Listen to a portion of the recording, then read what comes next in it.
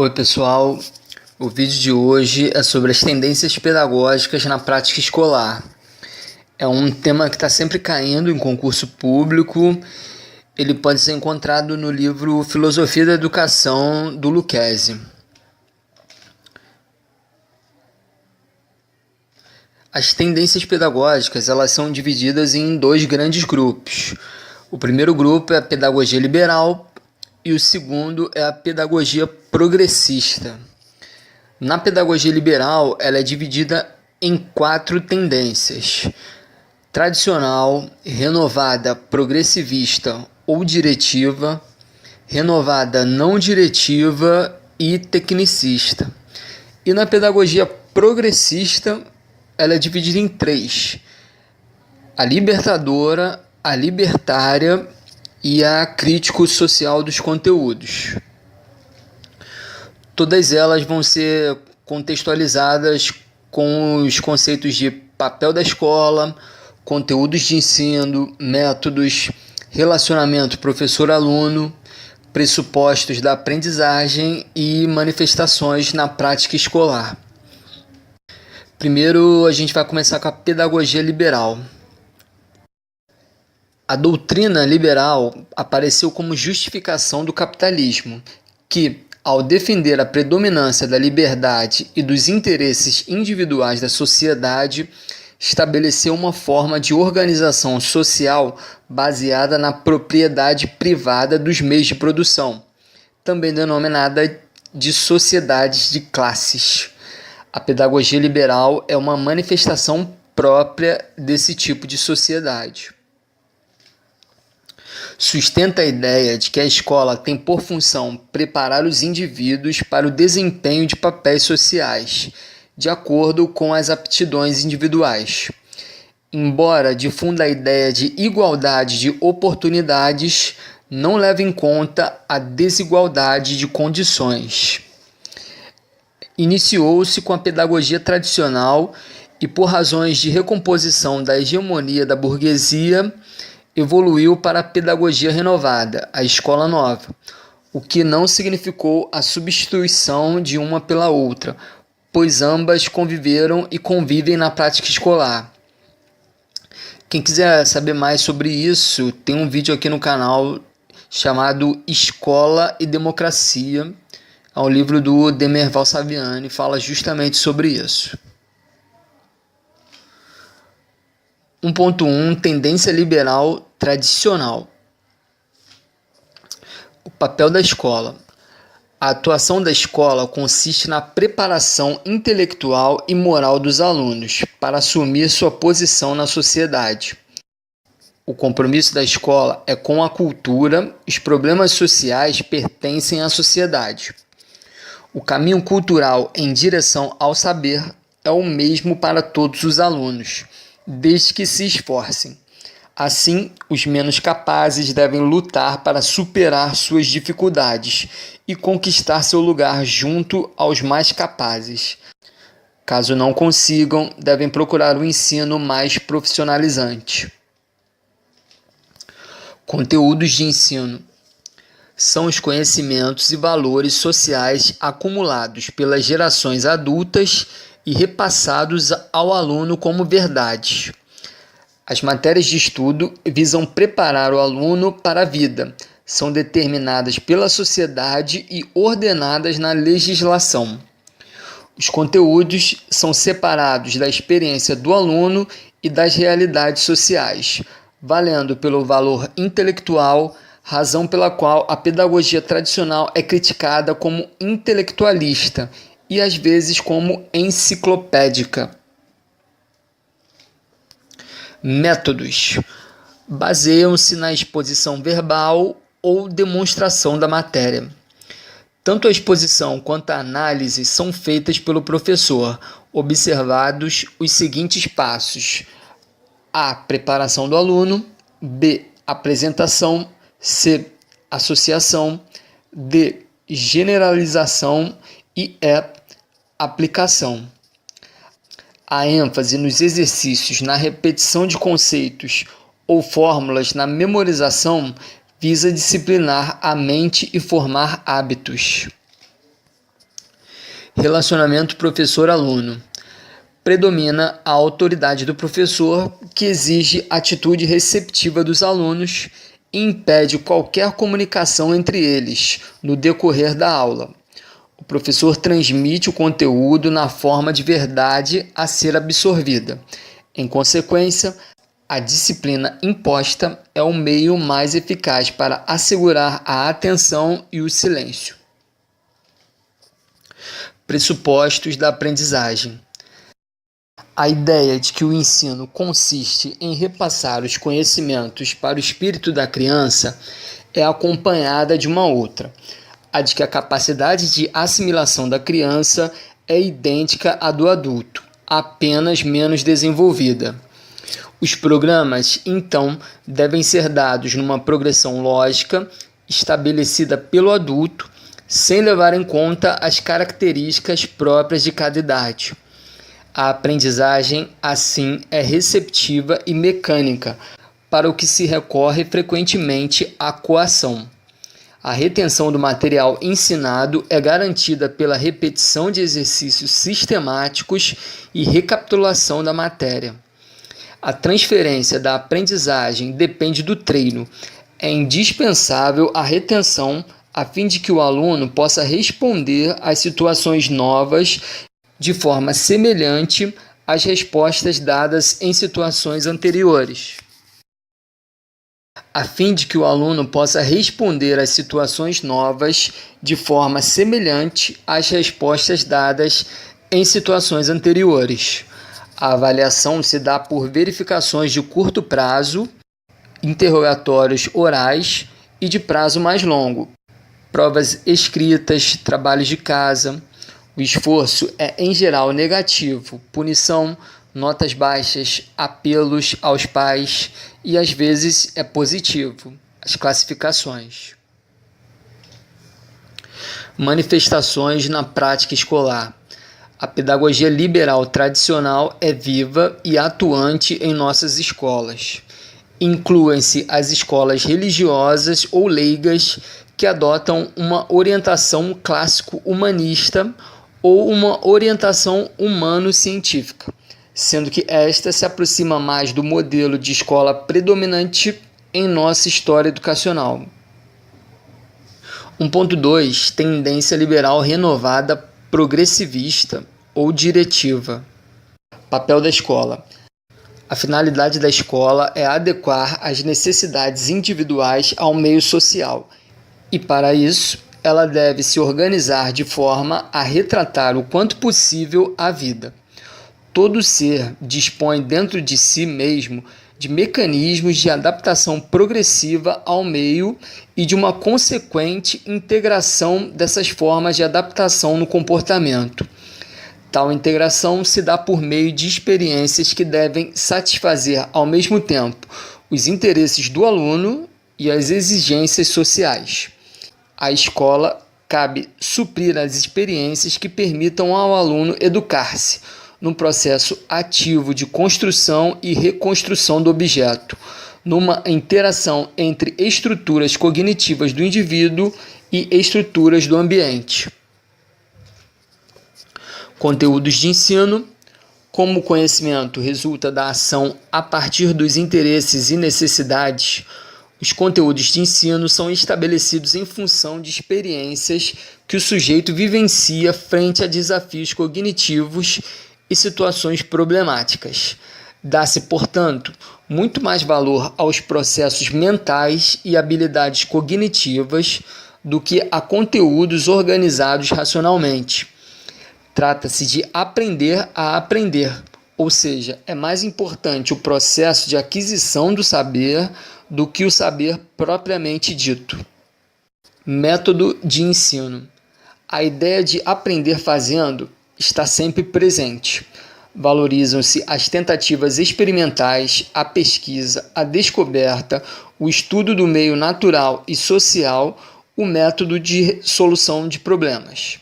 Embora os métodos variem, as escolas ativas ou novas, Dewey, Montessori, partem sempre de atividades adequadas à natureza do aluno e às etapas do seu desenvolvimento.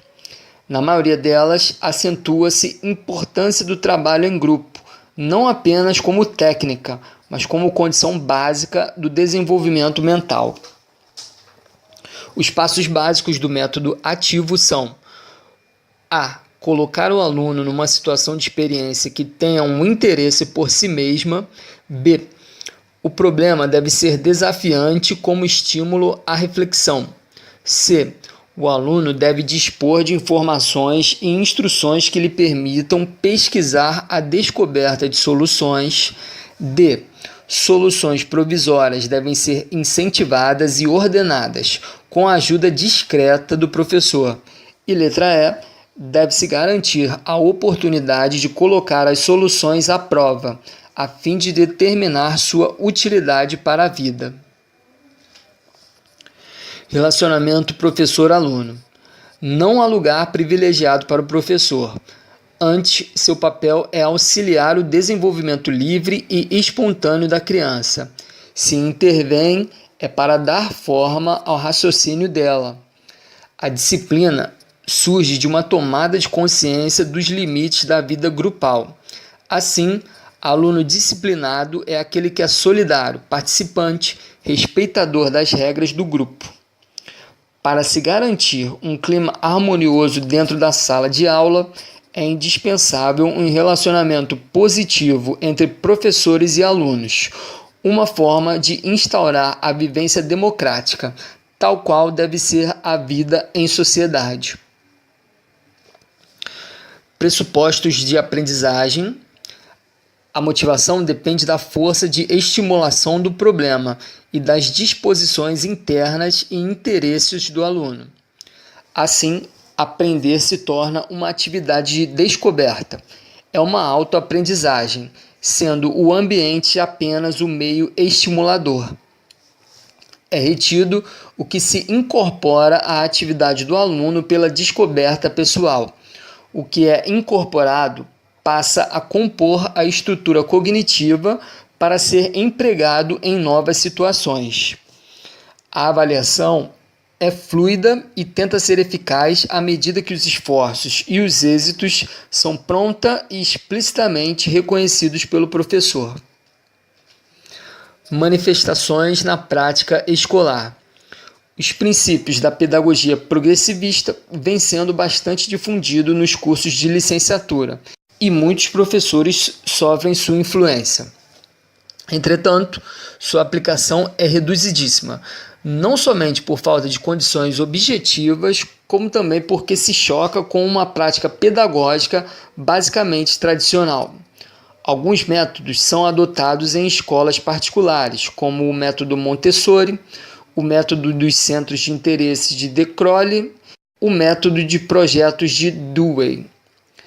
O ensino baseado na psicologia genética de Piaget tem larga aceitação na educação pré-escolar. Pertencem também à tendência progressivista muitas das escolas denominadas experimentais, as escolas comunitárias e, mais remotamente, a escola secundária moderna, na versão difundida por Lauro de Oliveira Lima. 1.3 Tendência liberal renovada não diretiva. Papel da escola. Acentua-se o papel da escola na formação de atitudes, razão pela qual deve estar mais preocupada com os problemas psicológicos do que com os pedagógicos ou sociais. Todo esforço está em estabelecer um clima favorável a uma mudança dentro do indivíduo, isto é, a uma adequação pessoal às solicitações do ambiente. Rogers considera que o ensino é uma atividade excessivamente valorizada. Para ele, os procedimentos didáticos, a competência na matéria, as aulas, livros, tudo tem muito pouca importância, face ao propósito de favorecer à pessoa um clima de autodesenvolvimento e realização pessoal, o que implica estar bem consigo próprio e com seu semelhante. O resultado de uma boa educação é muito semelhante ao de uma boa terapia. Conteúdos de ensino.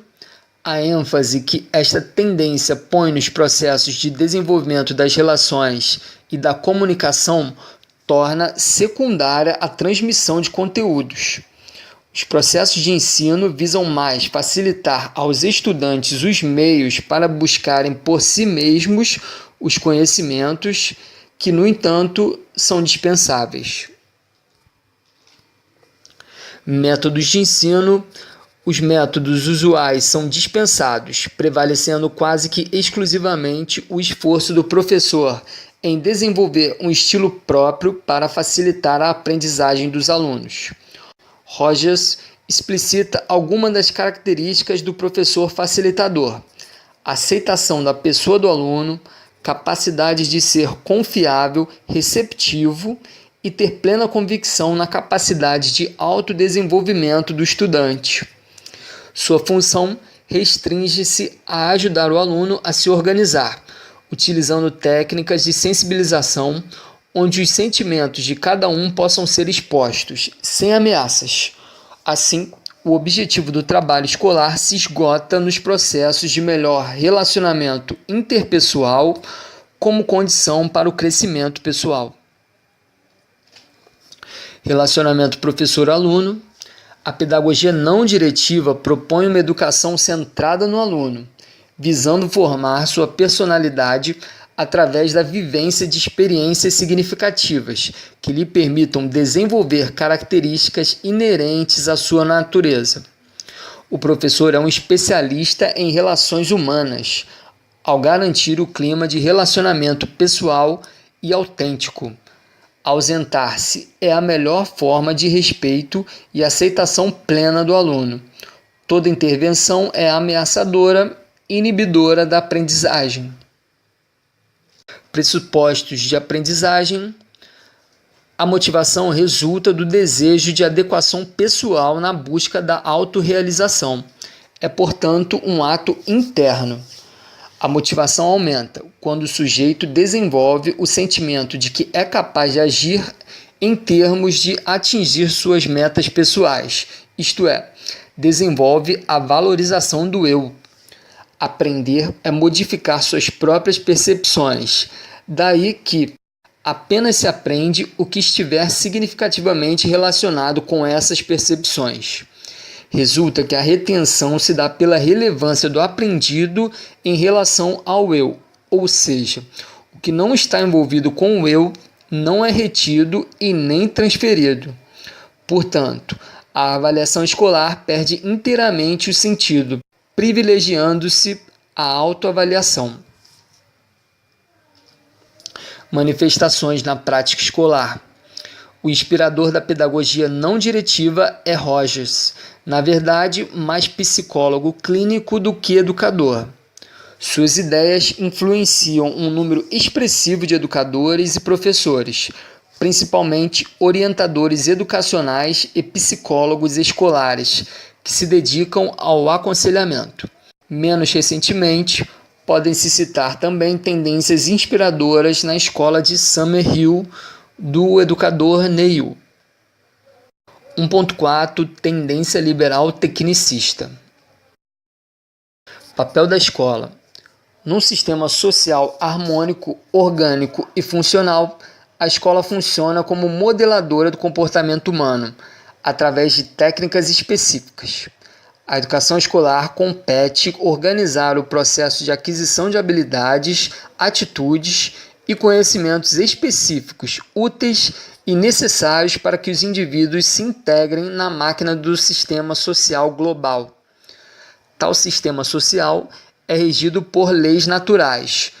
Há na sociedade a mesma regularidade e as mesmas relações funcionais observáveis entre os fenômenos da natureza. Cientificamente descobertas, basta aplicá-las. A atividade da descoberta é função da educação, mas deve ser restrita aos especialistas. A aplicação é competência do processo educacional comum. A escola atua, assim, no aperfeiçoamento da ordem social vigente, articulando-se diretamente com o sistema produtivo. Para tanto, emprega a ciência da mudança de comportamento, ou seja, a tecnologia comportamental. Seu interesse imediato é o de produzir indivíduos competentes para o mercado de trabalho, transmitindo eficientemente informações precisas, objetivas e rápidas.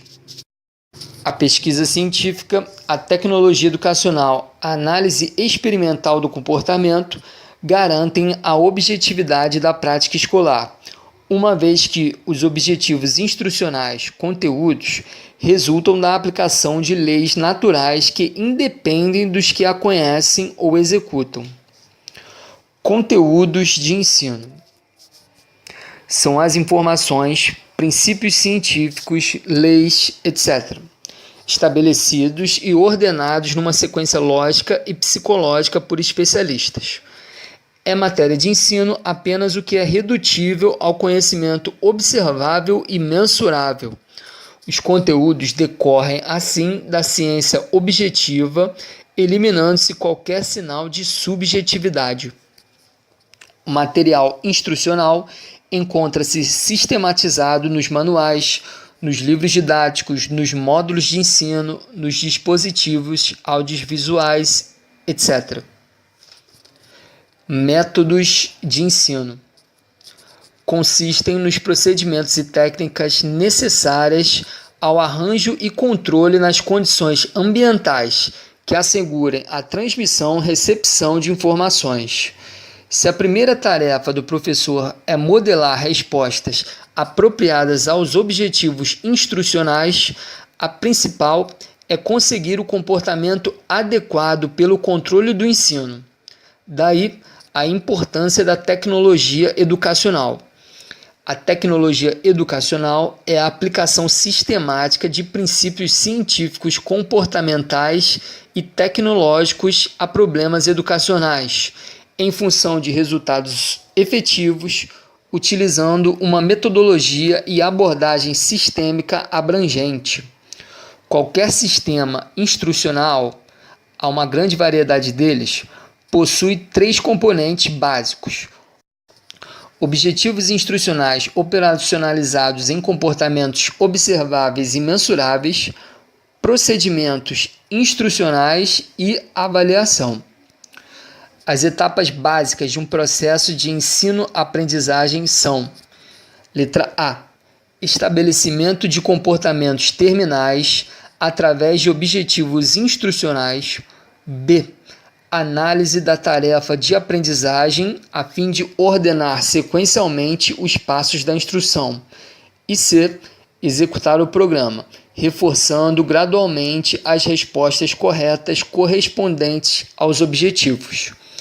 O essencial da tecnologia educacional é a programação por passos sequenciais, empregada na instrução programada, nas técnicas de microensino, multimeios, módulos. O emprego da tecnologia instrucional na escola pública aparece nas formas de planejamento em moldes sistêmicos, concepção de aprendizagem como mudança de comportamento, operacionalização de objetivos, uso de procedimentos científicos, instrução programada, audiovisuais, avaliação, livros didáticos. Relacionamento professor-aluno são relações estruturadas e objetivas com papéis bem definidos. O professor administra as condições de transmissão da matéria conforme um sistema instrucional eficiente e efetivo em termos de resultados da aprendizagem. O aluno recebe, aprende e fixa as informações. O professor é apenas um elo de ligação entre a verdade científica e o aluno, cabendo-lhe empregar o sistema instrucional previsto. O aluno é um indivíduo responsivo, não participa da elaboração do programa educacional. Ambos são espectadores frente à verdade objetiva.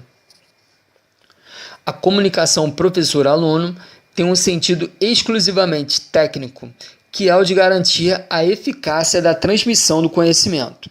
Debates, discussões, questionamentos são desnecessários, assim como pouco importam as relações afetivas e pessoais dos sujeitos envolvidos no processo ensino-aprendizagem. Pressupostos de aprendizagem.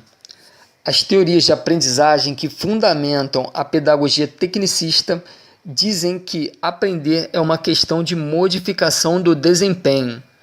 O bom ensino depende de organizar eficientemente as condições estimuladoras, de modo a que o aluno saia da situação de aprendizagem diferente de como entrou.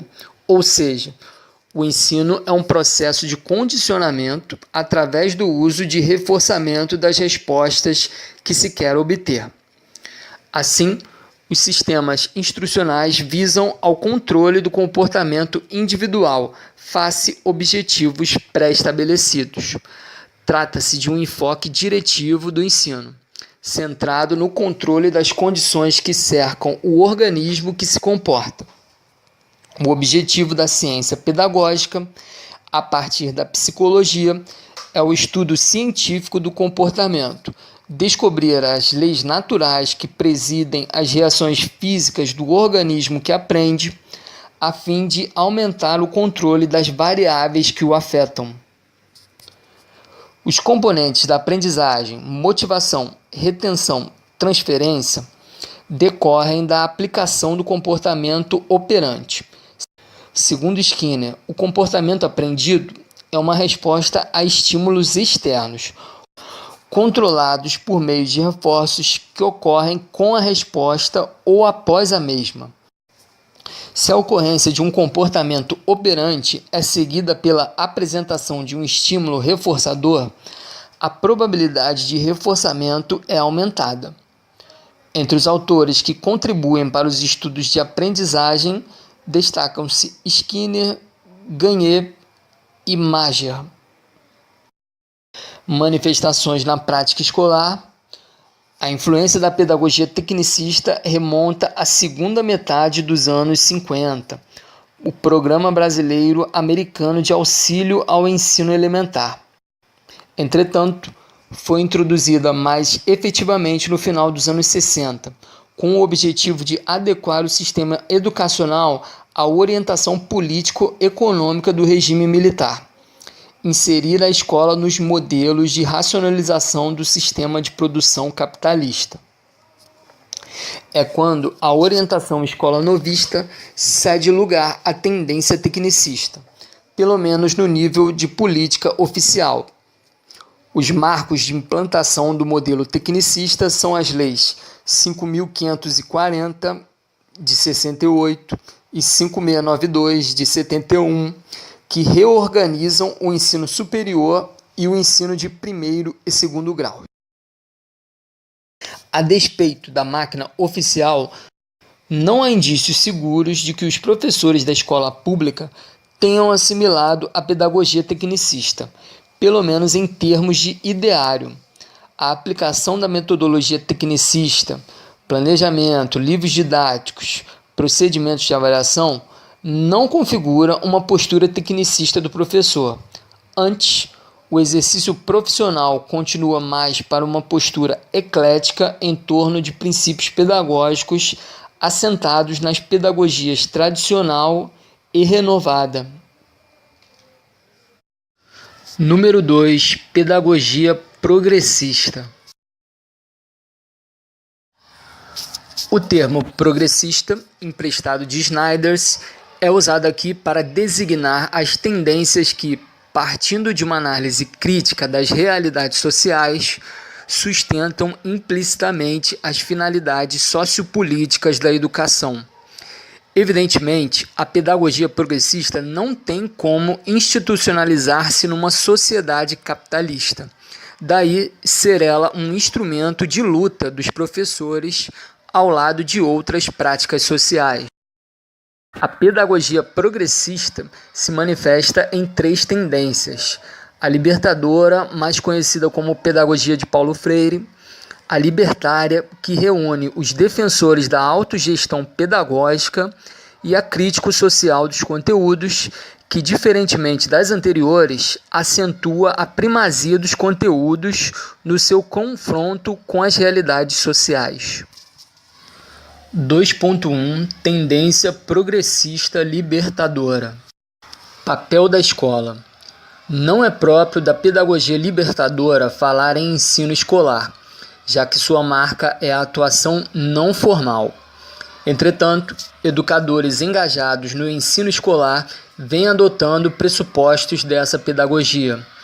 Ela é uma atividade onde professores e alunos, mediatizados pela realidade que aprendem e da qual extraem o conteúdo de aprendizagem, atingem um nível de consciência dessa mesma realidade, a fim de nela atuarem no sentido de transformação social.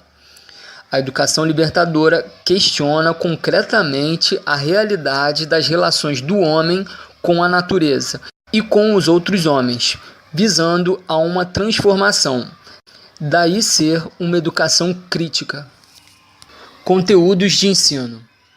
Denominados temas geradores, são extraídos da problematização da prática de vida dos educandos. Os conteúdos tradicionais são recusados porque cada pessoa, cada grupo envolvido na ação pedagógica dispõe em si próprio, ainda que de forma rudimentar, dos conteúdos necessários dos quais se parte. O importante não é a transmissão de conteúdos específicos, mas despertar uma nova forma da relação com a experiência vivida. A transmissão de conteúdos estruturados a partir de fora é considerada como invasão cultural ou depósito de informação, porque não emerge do saber popular. Se forem necessários textos de leitura, estes deverão ser redigidos pelos próprios educandos, com orientação do educador. Em nenhum momento, Paulo Freire deixa de mencionar o caráter essencialmente político de sua pedagogia, o que, segundo suas próprias palavras, impede que ela seja posta em prática em termos sistemáticos, nas instituições oficiais, antes da transformação da sociedade. Daí porque sua atuação se dê mais ao nível de educação extraescolar, o que não tem impedido que seus pressupostos sejam adotados e aplicados por numerosos professores. Métodos de ensino. Para ser um ato de conhecimento, o processo de alfabetização de adultos demanda, entre educadores e educandos, uma relação de autêntico diálogo, aquela em que os sujeitos do ato de conhecer se encontram mediatizados pelo objeto a ser conhecido. O diálogo engaja ativamente a ambos os sujeitos do ato de conhecer, educador-educando e educando-educador.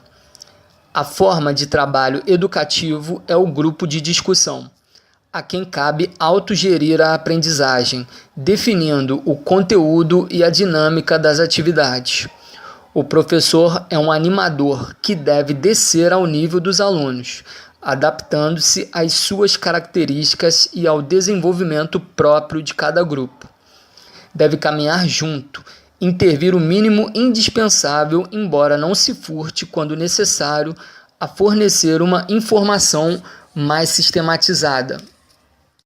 Continuando métodos de ensino, os passos da aprendizagem, codificação, decodificação e problematização da situação permitirão aos educandos um esforço de compreensão do vivido, até chegar a um nível mais crítico de conhecimento da sua realidade, sempre através da troca de experiência em torno da prática social. Se nisso consiste o conteúdo do trabalho educativo, dispensam-se um programa previamente estruturado, trabalhos escritos, aulas expositivas, assim como qualquer tipo de verificação direta da aprendizagem. Entretanto, admite-se a avaliação da prática vivenciada entre educador e educandos no processo de grupo e, às vezes, a autoavaliação, feita em termos dos compromissos assumidos com a prática social. Relacionamento professor-aluno. No diálogo, como método básico, a relação é horizontal, onde educador e educandos se posicionam como sujeitos do ato de conhecimento. O critério de bom relacionamento é a total identificação com o povo, sem o que a relação pedagógica perde consistência. Elimina-se toda relação de autoridade, sob pena de esta inviabilizar o trabalho de conscientização, de aproximação de consciências. Trata-se de uma não diretividade, mas não no sentido do professor que se ausenta, como em Rogers, mas que permanece vigilante para assegurar ao grupo um espaço humano para dizer sua palavra, para se exprimir sem se neutralizar. Pressupostos de aprendizagem. A própria designação de educação problematizadora, como correlata de educação libertadora, revela a força motivadora da aprendizagem. A motivação se dá a partir da codificação de uma situação-problema, da qual se toma distância para analisá-la criticamente. Esta análise envolve o exercício da abstração, através da qual procura-se alcançar, por meio de representações da realidade concreta, a razão de ser dos fatos. Aprender é um ato de conhecimento da realidade concreta, isto é, da situação real vivida pelo educando, e só tem sentido se resulta de uma aproximação crítica dessa realidade. O que é aprendido não decorre de uma imposição ou memorização, mas do nível crítico de conhecimento, ao qual se chega pelo processo de compreensão, reflexão e crítica. O que o educando transfere em termos de conhecimento é o que foi incorporado como resposta às situações de opressão, ou seja, seu engajamento na militância política. Manifestações na prática escolar. A pedagogia libertadora tem como inspirador e divulgador Paulo Freire, que aplicou suas ideias pessoalmente em diversos países, primeiro no Chile, depois na África. Tem exercido uma influência expressiva nos movimentos populares e sindicatos, e praticamente se confunde com a maior parte das experiências do que se denomina educação popular. Embora as formulações teóricas de Paulo Freire se restringam à educação de adultos ou à educação popular em geral, muitos professores vêm tentando colocá-las em prática em todos os graus de ensino formal. 2.2 Tendência progressista libertária. Papel da escola. A pedagogia libertária espera que a escola exerça uma transformação na personalidade dos alunos num sentido libertário e autogestionário. A ideia básica é introduzir modificações institucionais a partir dos níveis subalternos que, em seguida, vão contaminando todo o sistema.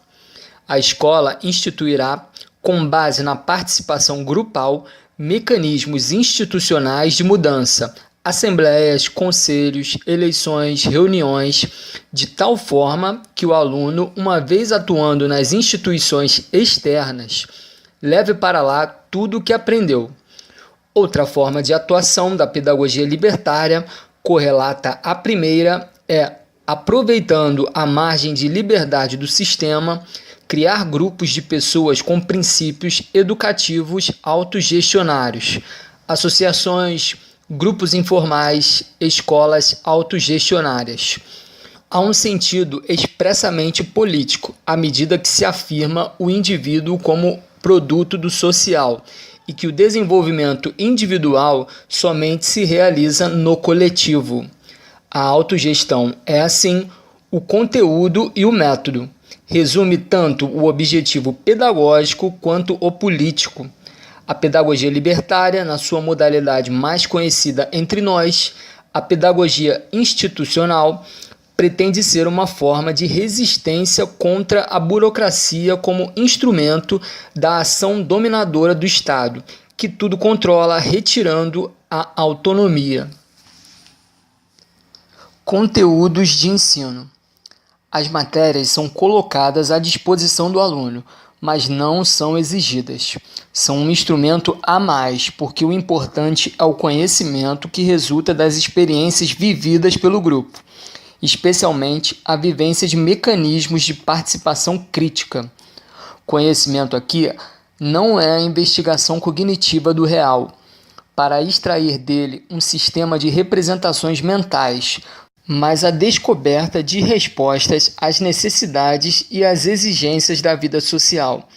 Os conteúdos propriamente ditos são os que resultam de necessidades e interesses manifestos pelo grupo e que não são necessária nem indispensavelmente as matérias de estudo. Método de ensino.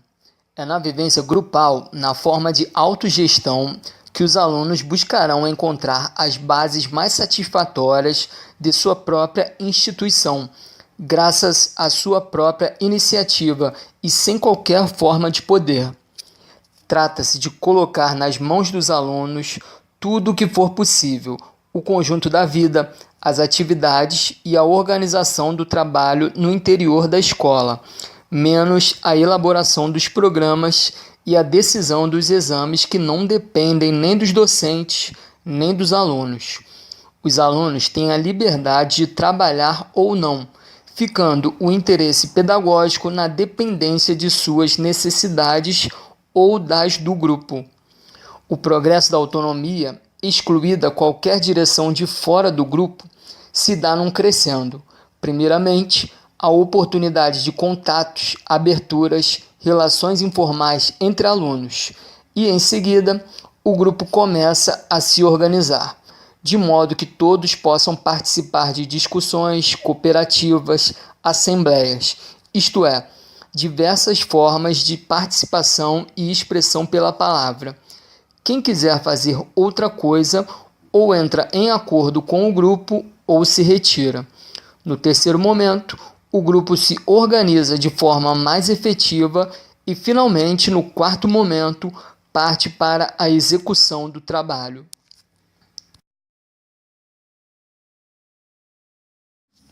Relação professor-aluno. A pedagogia institucional visa, em primeiro lugar, transformar a relação professor-aluno no sentido da não diretividade, isto é, considerar desde o início a ineficácia e a nocividade de todos os métodos à base de obrigações e ameaças. Embora professor e aluno sejam desiguais e diferentes, nada impede que o professor se ponha a serviço do aluno, sem impor suas concepções e ideias, sem transformar o aluno em objeto. O professor é um orientador e um catalisador. Ele se mistura ao grupo para uma reflexão em comum. Se os alunos são livres frente ao professor, também este o é em relação aos alunos. Ele pode, por exemplo, recusar-se a responder uma pergunta, permanecendo em silêncio. Entretanto, essa liberdade de decisão tem um sentido bastante claro. Se um aluno resolve não participar, o faz porque não se sente integrado, mas o grupo tem responsabilidade sobre este fato e vai se colocar a questão. Quando o professor se cala diante de uma pergunta, seu silêncio tem um significado educativo, que pode, por exemplo, ser uma ajuda para que o grupo assuma a resposta ou a situação criada. No mais, ao professor cabe a função de conselheiro e outras vezes de instrutor-monitor à disposição do grupo. Em nenhum momento esses papéis do professor se confundem com o de modelo, pois a pedagogia libertária recusa qualquer forma de poder ou autoridade. Pressupostos de aprendizagem. As formas burocráticas das instituições existentes, por seu traço de impessoalidade, comprometem o crescimento pessoal. A ênfase na aprendizagem informal via grupo e a negação de toda forma de repressão visam favorecer o desenvolvimento de pessoas mais livres. A motivação está no interesse em crescer dentro da vivência grupal, pois supõe-se que o grupo devolva a cada um de seus membros a satisfação de suas aspirações e necessidades. Somente o vivido, o experimentado, é incorporado e utilizável em situações novas. Assim, o critério de relevância do saber sistematizado é seu passível uso prático. Por isso mesmo, não faz sentido qualquer tentativa de avaliação da aprendizagem, ao menos em termos de conteúdo. Manifestações da prática escolar. Outras tendências pedagógicas correlatas à pedagogia libertária abrangem quase todas as tendências anti-autoritárias em educação, entre elas a anarquista, a psicanalista, a dos sociólogos e também a dos professores progressistas. Embora Neil e Rogers não possam ser considerados progressistas, não deixam de influenciar alguns libertários, como Lobrew, Vasquez, Ouri, Ferrer e Guardia. Particularmente significativo é o trabalho de Freinet, que tem sido muito estudado, existindo algumas escolas aplicando seu método. Entre os estudiosos e divulgadores da tendência libertária, pode-se citar Trachtenberg. Apesar da tônica de seus trabalhos não ser propriamente pedagógica, mas de crítica das instituições em favor de um projeto autogestionário. 2.3 Tendência progressista crítico-social dos conteúdos. Papel da escola. A difusão de conteúdos é a tarefa primordial.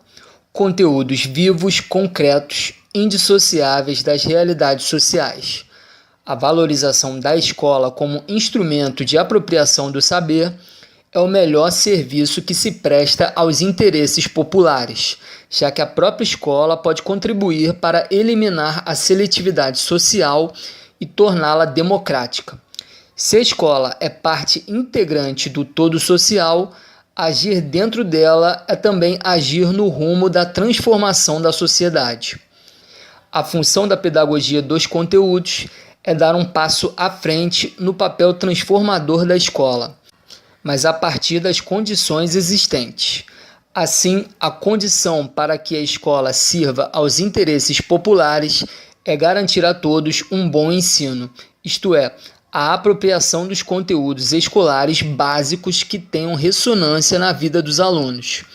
A educação é uma atividade mediadora no seio da prática social global, ou seja, uma das mediações pela qual o aluno, pela intervenção do professor e por sua própria participação ativa, passa de uma experiência inicialmente confusa e fragmentada, sincrética, a uma visão sintética, mais organizada e unificada. A atuação da escola consiste na preparação do aluno para o mundo adulto e suas contradições, fornecendo-lhe um instrumental por meio da aquisição de conteúdos e da socialização para uma participação organizada e ativa na democratização da sociedade. Conteúdos de ensino. São conteúdos culturais universais que se constituíram em domínios de conhecimento relativamente autônomos, incorporados pela humanidade, mas permanentemente reavaliados face às realidades sociais. Embora se aceite que os conteúdos são realidades exteriores ao aluno que devem ser assimilados e não simplesmente reinventados, eles não são fechados e refratários às realidades sociais. Não basta que os conteúdos sejam apenas ensinados. Ainda que bem ensinados, é preciso que se liguem de forma indissociável à sua significação humana e social.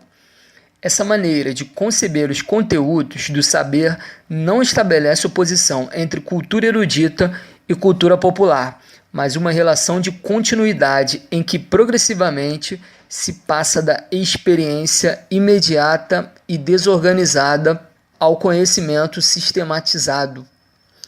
Não que a primeira apreensão da realidade seja errada, mas é necessária a ascensão a uma forma de elaboração superior, conseguida pelo próprio aluno, com a intervenção do professor.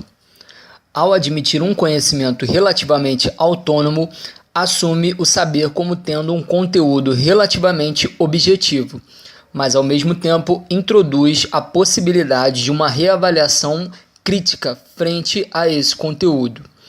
Schneiders, mencionando o papel do professor, trata-se, de um lado, de obter o acesso do aluno aos conteúdos, ligando-os com a experiência concreta dele à continuidade, mas de outro, de proporcionar elementos de análise crítica que ajudem o aluno a ultrapassar a experiência, os estereótipos, as pressões difusas da ideologia dominante. É a ruptura.